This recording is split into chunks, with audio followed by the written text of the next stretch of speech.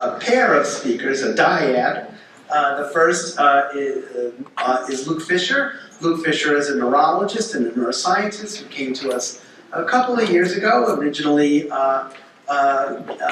getting his MD from Michigan State, and then his neurology training at University of Alabama, Birmingham, and a fellowship with us. And now he's developing his own work on Lewy body dementia, as well as its interaction with Alzheimer's disease.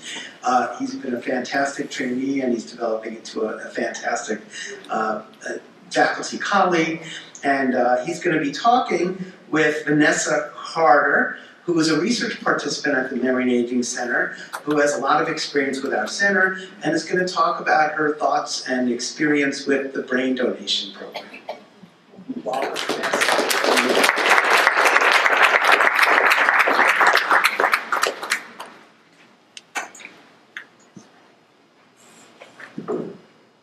Testing.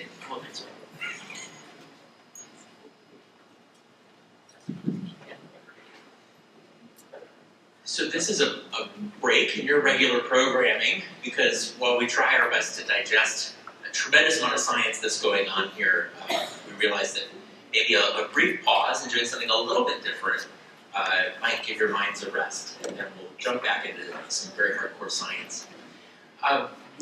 What I want to ask about Vanessa is about her story, as Howie had alluded to, and just have a conversation about the experience from her side, and then also my perspective on working on the neurodegenerative disease brain bank side, so that you can learn two sides of the same coin or the same process. So Vanessa, tell me about a little on how you just got started in the MAC and your relationship with the center, because it goes back a number of years. Good morning, or good afternoon, maybe by now. Is it noon yet? Good morning still. My name is Vanessa Carter, and I was the primary caregiver for both of my parents through their Alzheimer's journey.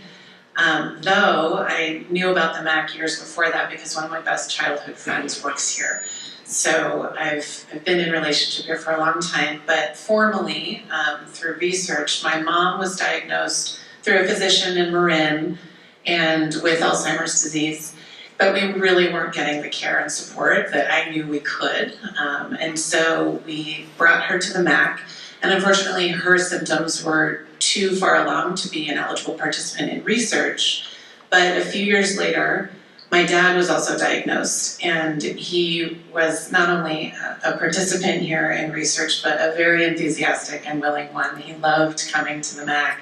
It was our day together, where we would come down, and he loved the attention.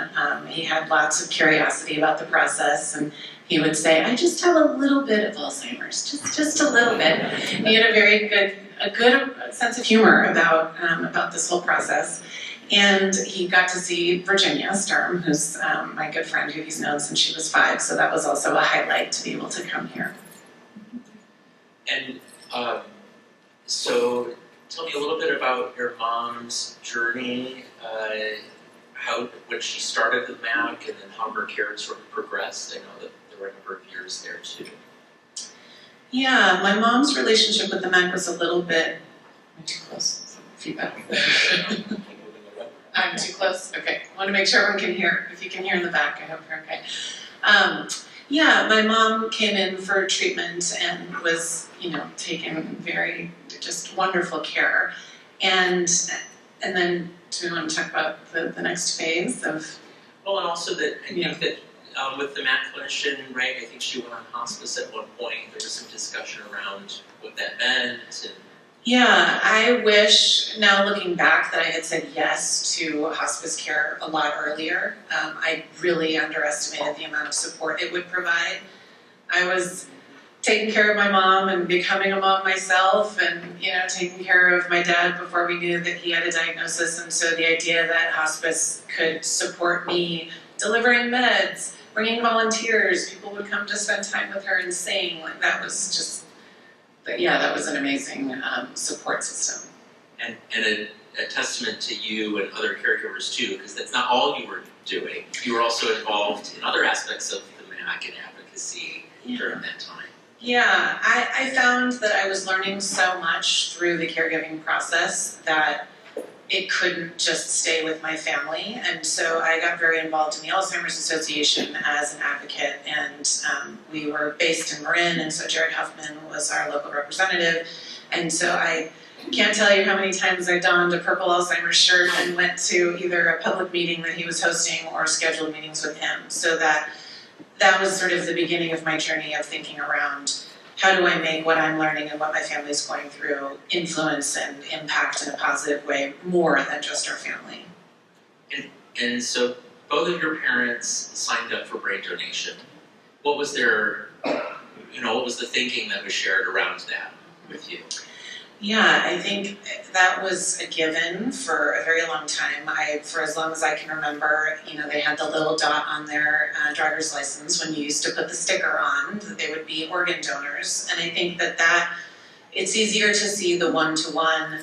If I donate my kidney or my liver, or then I can save a life. And I think that the way that we saw it as a family, and that I still do, is that by donating a brain, though it's not a one-to-one in that moment, it's actually infinitely more impactful, and that, there's this huge body of international research that UCSF is so important in leading the way, that to be able to know that donating my mom's brain and then my dad's brain is able to give a gift to not only people in this room, but then the generations to come, that maybe we'll have a different story to tell, and that we won't have that we'll be able to impact meaningfully treatment and prevention.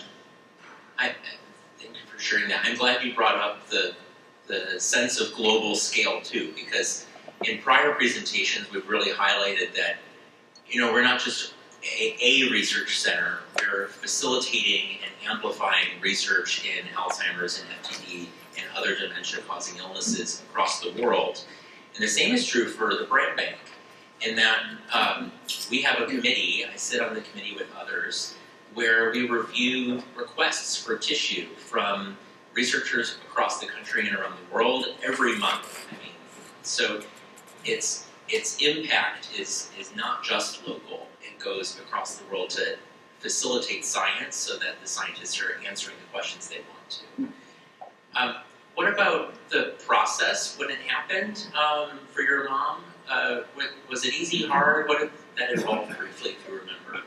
Oh, yes, I remember. It was really easy, fortunately. I had 2 numbers saved in my phone. Her passing was not a surprise. Virginia and I were there with her, and I needed to call hospice, and I needed to call the autopsy brain bank number. And from there, I could just be with the emotional experience of that transition. And so that was quite a relief to not have to think about, it was just on autopilot. Yeah, it was a really easy process. And so once you call the number, on our end, we have a whole staff who's on call 24/7, okay?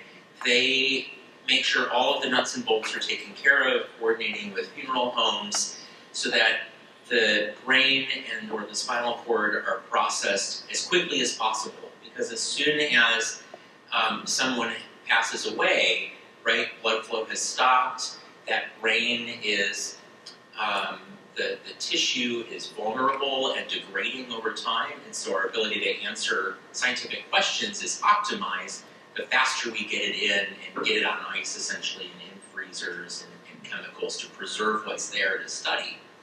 So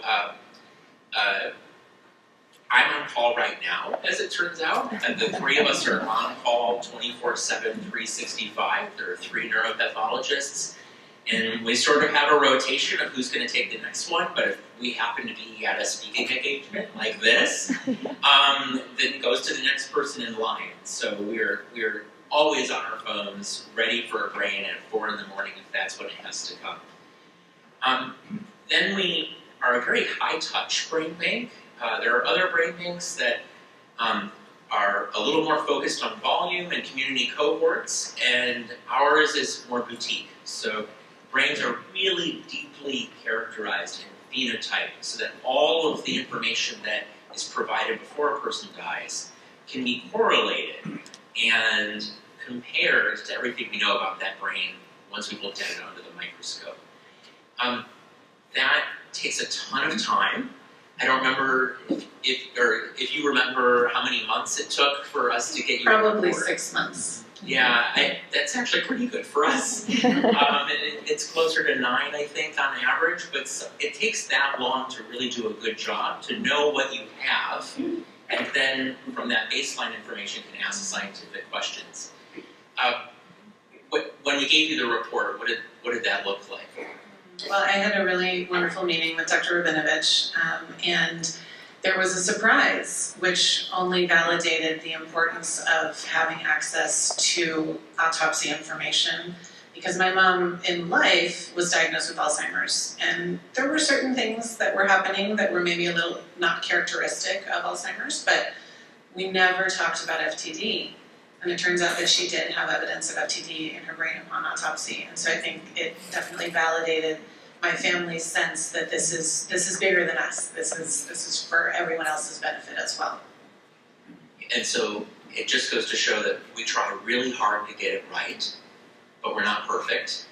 Even the best centers over time are about, depending on what study you read, 85% accurate at making a prediction of what the underlying disease is. We're looking to improve that in a lot of research that was presented today. But the autopsy is ground truth. And so ultimately that's what we're comparing all of our results to know what's really going on microscopically. And I think for you and certainly for other patients' families, when there's uncertainty going on in life, it can provide a sense of closure after death to really capture the narrative of what was being experienced. Something that you mentioned really briefly too that is important that we do is you don't just get a report like most autopsies occur in the hospital setting, is that the report is accompanied by a meeting and a phone call or Zoom visit nowadays, and to explain what that means. We try to make it less technical, but it's still a technical document, the report, but you have a guide to walk you through it and answer questions. A similar process for your dad too, although not with a surprise, I hope. No surprises for my dad. We got that one. Yes. Okay. Good. And any final thoughts or things that you want to share about this process and as you've thought about it over the years, what it means? I feel so lucky to live in close proximity to UCSF and have this relationship with such an incredible team, and I'm sure everyone in this room feels that way. And I think, my brother's here too and has been part of this journey as a co-caregiver for our parents, and we were both very moved to say, okay, sign us up. We know that we're not displaying any evidence of cognition, declining, but we want to be part of the research bank of information that changes things for future generations. So I think just being welcomed into that and that being available to us has been really amazing. Being able to come to this, I brought my dad to this event years ago, more than once.